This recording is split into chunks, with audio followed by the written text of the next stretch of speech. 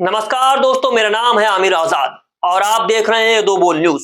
आज हम बात करेंगे देश के उस राज्य की जो सबसे ज्यादा लोकसभा सीटें चुन करके लोकसभा में भेजता है। उस राज्य की बात करेंगे जहां पर विधानसभा की सबसे ज्यादा सीटें हैं और वो मुख्यमंत्री जिस राज्य में बनते हैं उनकी चर्चा होती है। हम बात कर रहे हैं उत्तर प्रदेश की। उत्तर प्रदेश की राजनीति किस तरह से गरमाई हुई है, यह आप देख रहे हैं। आज उत्तर प्रदेश में दो चेहरे बहुत बड़े हो गए हैं राजनीति के आधार पर।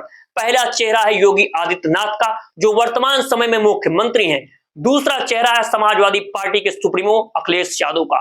इन दोनों लोगों के बीच में जो कटाक्ष चलते हैं वो आप देख रहे हैं। लेकिन वर्तमान समय में जिस तरह से उत्तर प्रदेश को धर्म की आग में झोंका जा रहा है, दोनों लोगों की राजनीति अलग तरीके से आ रही है।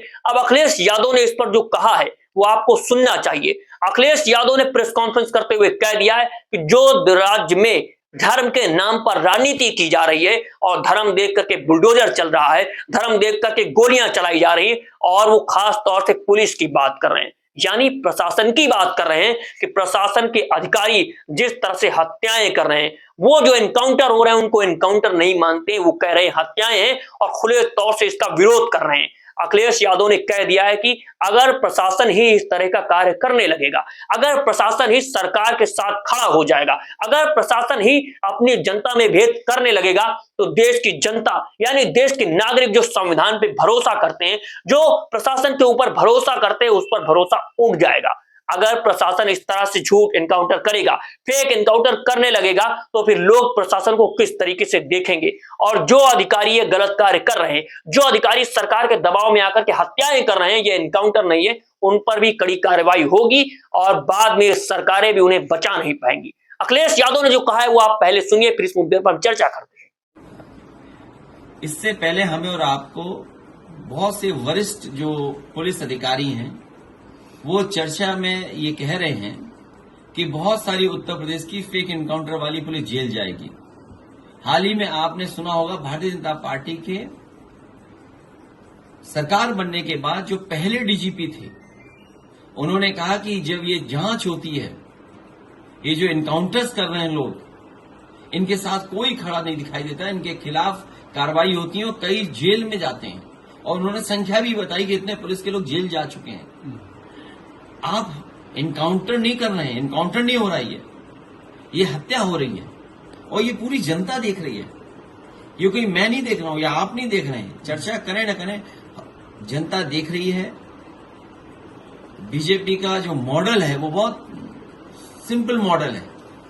वो पहले अन्याय करते हैं, अन्याय का अगर आप विरोध करते हैं तो पुलिस से आपको फंसाते हैं, झूठे मुकदमे लगाते हैं, आप पे कार्रवाई करते हैं। अखिलेश जी महाराष्ट्र में तो दोस्तों, आपने अखिलेश यादव का वो वीडियो देखा जिसमें वो साफ तौर से कह रहे हैं कि अधिकारियों को अभी भी समझ जाना चाहिए कि वो जो कार्य कर रहे हैं ये गलत कार्य है। आप इस मुद्दे के बारे में क्या सोचते हैं, इन फेक एनकाउंटरों के बारे में क्या सोचते हैं जो अखिलेश यादव कह रहे हैं? अपनी राय कमेंट बॉक्स में कमेंट कीजिए। अगर आप इससे जुड़ी हुई कविता एक सुनना चाहते हैं तो वीडियो को पूरा देखिए। तो दोस्तों, आपके सामने हाजिर हूं मैं एक कविता लेकर के। जिस तरीके से देश में हत्याएं की जा रही हैं, प्रशासन के जरिए एनकाउंटर किया जा रहा है, उस पर यह कविता आधारित है कि यह मुल्क अब आजाद है।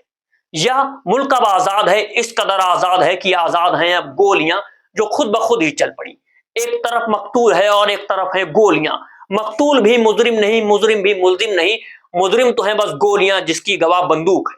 मुजरिम तो है बस गोलियां जिसकी गवाह बंदूक है। बंदूक पर नंबर नहीं, पता नहीं किसको मिली, कैसे चली, किसने किसे ऑर्डर दिया, ये सब के सब रोबोट हैं।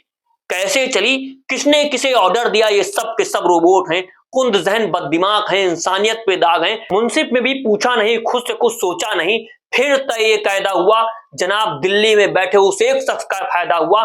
थपकी दी एक जमीर को और दे दिया ये फैसला कि बेनिफिट ये डाउट है, हिट विकेट सा साउट है और ये मुल्क अब आजाद है। इस मुल्क में इंसाफ है, बस बंदूक और बुलडोजर को सब माफ है, बस बंदूक और बुलडोजर को सब माफ है।